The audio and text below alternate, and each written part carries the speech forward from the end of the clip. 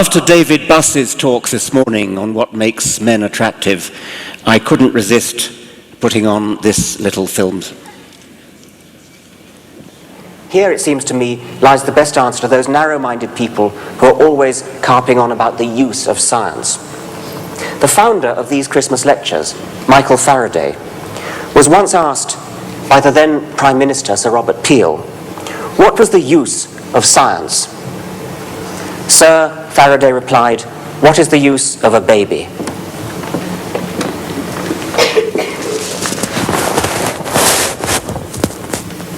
Your name?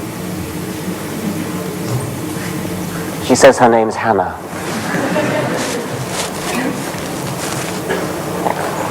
Faraday said, what is the use of a baby? And I've always thought that what he meant by that must be that a baby has such potential.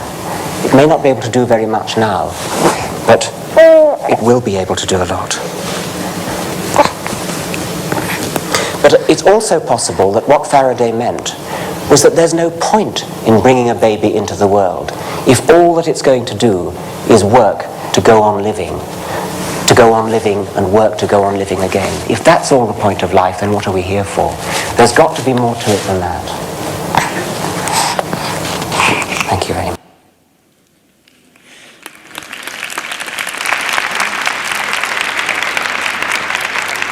The 21st century ought to be a golden age, the golden age of science and reason.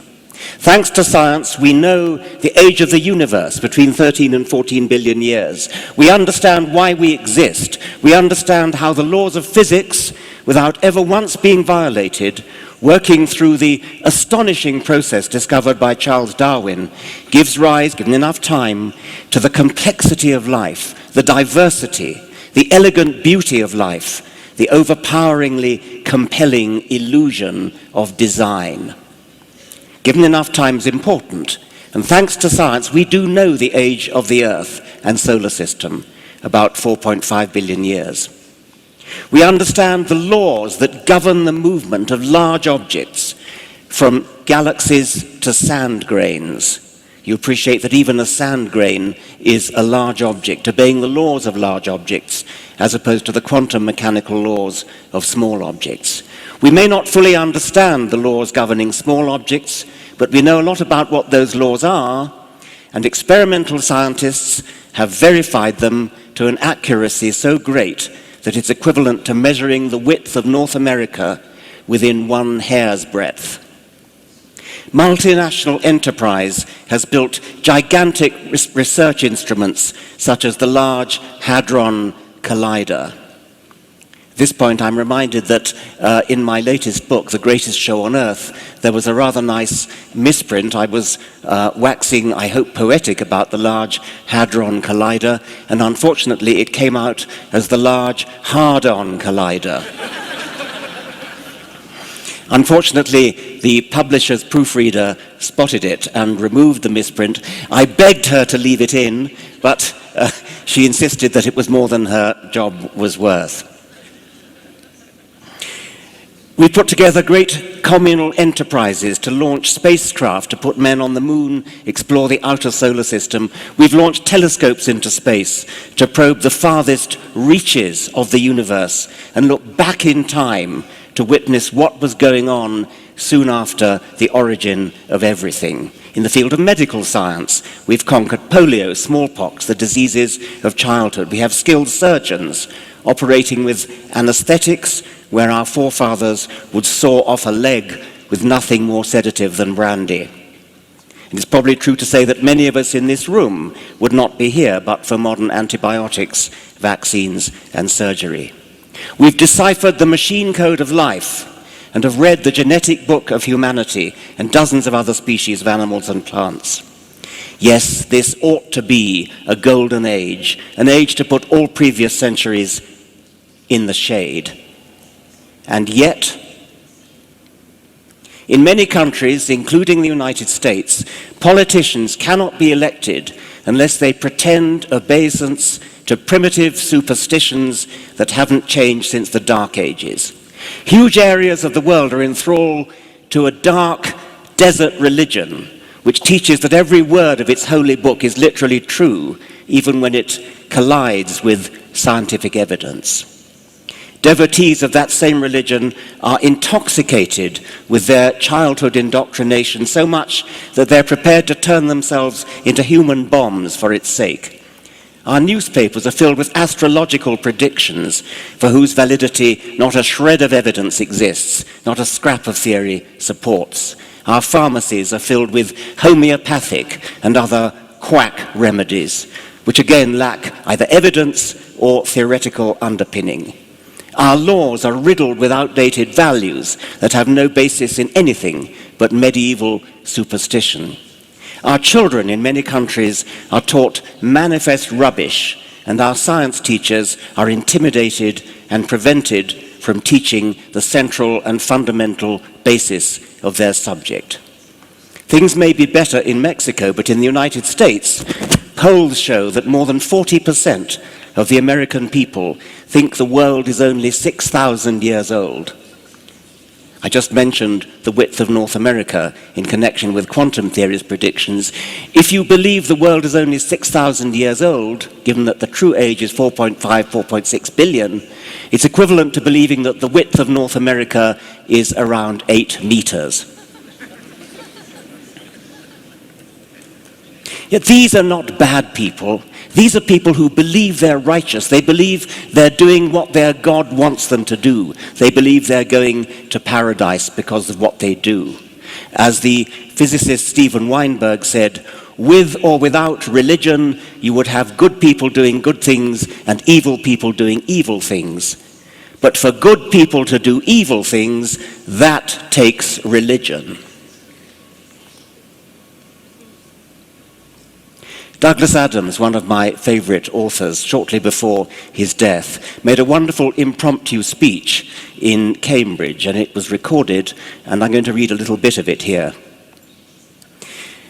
The invention of the scientific method is, I'm sure we'll all agree, the most powerful intellectual idea, the most powerful framework for thinking and investigating and understanding and challenging the world around us that there is. And it rests on the premise that any idea is there to be attacked. If it withstands the attack, then it lives to fight another day. And if it doesn't withstand the attack, then down it goes. Religion doesn't seem to work like that. It has certain ideas at the heart of it which we call sacred or holy. What it means is, here is an idea or a notion that you're not allowed to say anything bad about. You're just not. Why not? Because you're not. If somebody votes for a party that you don't agree with, you're free to argue about it as much as you like. Everybody will have an argument, but nobody feels aggrieved by it. If somebody thinks taxes should go up or down, you're free to have an argument about it. But on the other hand, if somebody says, I mustn't move a light switch on a Saturday, you say, I respect that. Why should it be that it's perfectly legitimate to support the Labour Party or Conservative Party, Republicans or Democrats, this model of economics versus that, Macintosh instead of Windows? But to have an opinion about how the universe began, about who created the universe, no, that's holy. What does that mean? Why do we ring-fence that for any other reason other than that we've just got used to doing so? There's no other reason at all. It's just one of those things that crept into being. And once that loop gets going, it's very, very powerful. So we're used to not challenging religious ideas. But it's very interesting how much of a furore Richard creates when he does it. Everybody gets absolutely frantic about it because you're not allowed to say these things. Yet when you look at it rationally, there is no reason why those ideas shouldn't be as open to debate as any other, except that we have agreed somehow between us that they shouldn't be. And that was Douglas Adams. I want to illustrate the difference between the religious and the scientific way of approaching the truth. The Quarterly Review of Biology is a standard journal of biology, one that I often read, and I'm going to imagine that I'm editing a special issue of the Quarterly Review on the question, did an asteroid kill the dinosaurs? And the first paper in my edited volume is called iridium layer at KT boundary and potassium argon dated crater in Yucatan indicate that an asteroid killed the dinosaurs. That's the kind of paper you'd expect to see in a scientific journal. It's based on evidence, you can read it, you can evaluate the evidence. But now suppose that we had the following paper. The President of the Royal Society has been vouchsafed a strong inner conviction that an asteroid killed the dinosaurs. What would you think about that in a scientific paper? Or, it has been privately revealed to Professor Huxtane that an asteroid killed the dinosaurs. Professor Haldley was brought up to have total and unquestioning faith that an asteroid killed the dinosaurs. Professor Hawkins has promulgated an official dogma binding on all loyal Hawkinsians that an asteroid killed the dinosaurs. That's the way these people think. And many of us buy into it.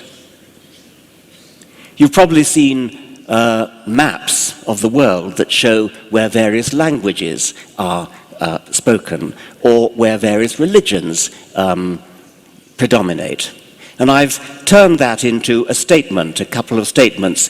In the area indicated, people tend to believe that the wine in the Holy Communion symbolizes the blood of Jesus, whereas in the other place I've indicated, the bottom left, they believe that the wine becomes the blood. Top right, where it's indicated by the arrow, the people there believe there are hundreds of gods, and in the other final place, they believe that Allah is the only God. That has its consequences.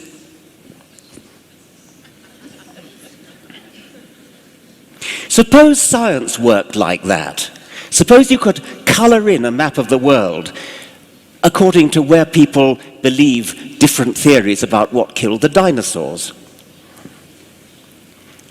A comet killed the dinosaurs in North America, let's say. The mammals outclassed the dinosaurs in South America. In India, global warming killed the dinosaurs. And in Afghanistan, a virus killed the dinosaurs. That's not the way science works.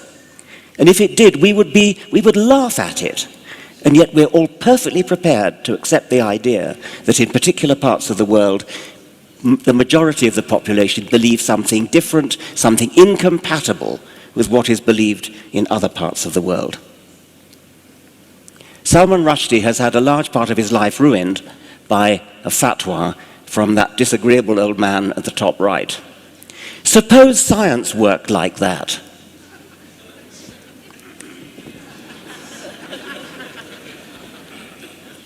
Once again, you laugh at that.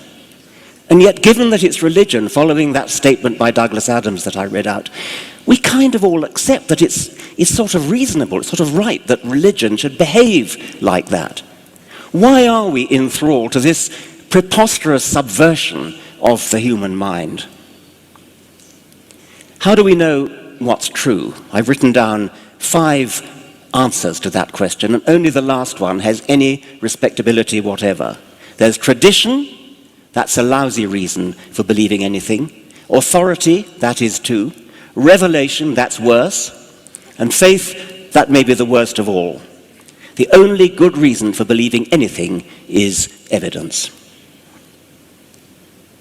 Religion warps the mind. Otherwise intelligent people believe preposterous things that would get them put away in lunatic asylums if they were the only ones to believe it. Jesus turned water into wine. There are many people in the world who seriously believe that. You're not allowed to press a button on an elevator on the Sabbath, but you are allowed to ride an automatic elevator. Muhammad rode to heaven on a winged horse. Jesus, his mother, was a virgin. There are people who believe that. It's equivalent to an individual believing, I am Napoleon. And if an individual believes, I am Napoleon, you regard him as a lunatic. But if millions of people believe something equally silly, we treat it with respect. exaggerated respect. These things are just made up. Somebody made them up, often a very long time ago, and the longer ago it was made up, some people believe that somehow gives it a sort of sanctity, a sort of respectability. But when something is made up, the fact that it was made up centuries ago doesn't make it any more true today. Pope John Paul II, I'm going to read now a section from my book, The God Delusion. Pope John Paul II created more saints than all his predecessors of the past several centuries put together. And he had a special affinity with the Virgin Mary. His polytheistic hankerings were dramatically demonstrated in 1981 when he suffered an assassination attempt in Rome and attributed his survival to intervention by Our Lady of Fatima. Quote, "A maternal hand guided the bullet." One cannot help wondering why she didn't guide it to miss him altogether. Others might think the team of surgeons who operated on him for 6 hours deserve at least a share of the credit. But perhaps their hands too were maternally guided. The relevant point is that it wasn't just Our Lady who, in the Pope's opinion, guided the bullet, but specifically Our Lady of Fatima. Presumably Our Lady of Lourdes, Our Lady of Guadalupe, Our Lady of Medjugorje, Our Lady of Akita, Our Lady of Zaitun, Our Lady of Garabandal, and Our Lady of Nok were busy on other errands at the time.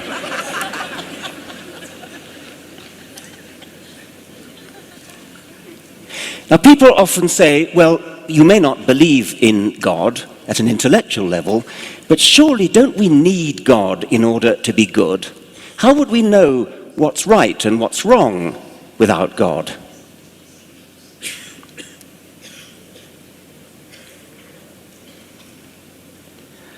I'm going to try playing now a little quote.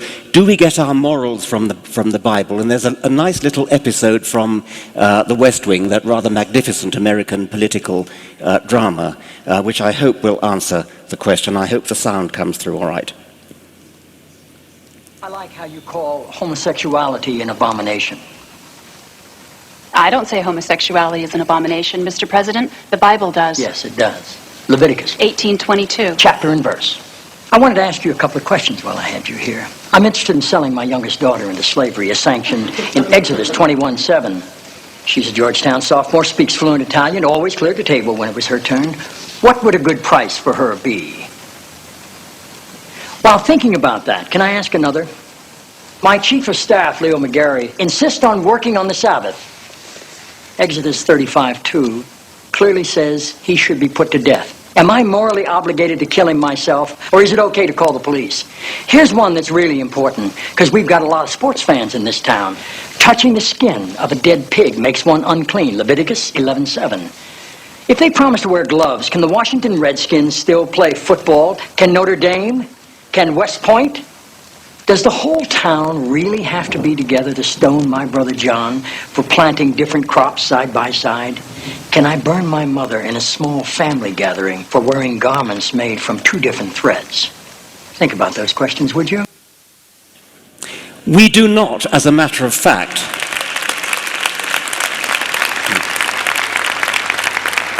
we do not, of course, as a matter of fact, get our morals from the Bible.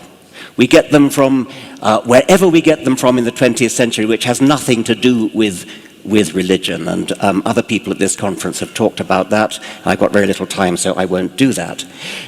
So we certainly do not get our morals from the Bible, and I damn well hope we don't. Alternatively, are we good only because we are afraid God is watching us, afraid of the great video camera in the sky recording our every move, even our every thought? If that's the case, what a contemptible reason to be good. I don't believe in God. I hope I'm a good person.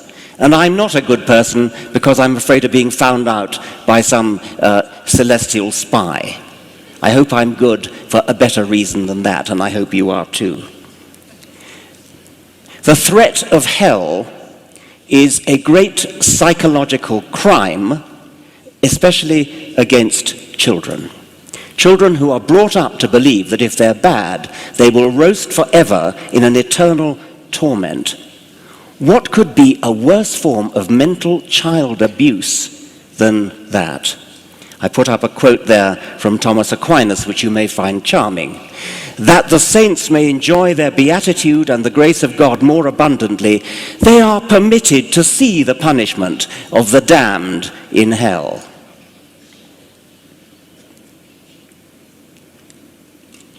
Where do I come from? Science today is in a position to answer this deepest and most tantalizing of all questions. We have it within our grasp to understand the nature of the universe, why the world is here, why the universe is here, why life is here, why we are the way we are. What a beautiful thing, what a beautiful gift to give a child, to give a young adult, this understanding of the nature of existence. I'm going to end by reading the opening words of my book, Unweaving the Rainbow. We are going to die, and that makes us the lucky ones. Most people are never going to die because they're never going to be born. The potential people who could have been here in my place, but who will in fact never see the light of day, outnumber the sand grains of Sahara. Certainly those unborn ghosts include greater poets than Keats, scientists greater than Newton. We know this because the set of possible people allowed by our DNA so massively outnumbers the set of actual people. In the teeth of these stupefying odds, it is you and I, in our ordinariness, that are here. Here's another respect in which we're lucky. The universe is older than 100 million centuries. Within a comparable time, the sun will swell to a red giant and engulf the earth.